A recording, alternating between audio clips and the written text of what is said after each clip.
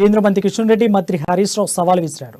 లింగాయత్లను ఓబీసీలో చేర్చాలని అసెంబ్లీలో ఏకగ్రీవ తీర్మానం పంపించామని కేంద్ర ప్రభుత్వానికి చెప్పి కిషన్ రెడ్డి ఆమోదింపచేయాలన్నారు.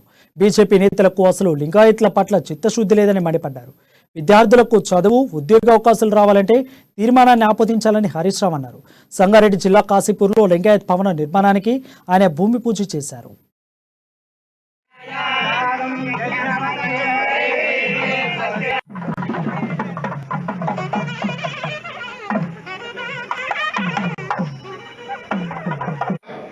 ఉత్తగా మాటలు చెప్పుడు కాదు.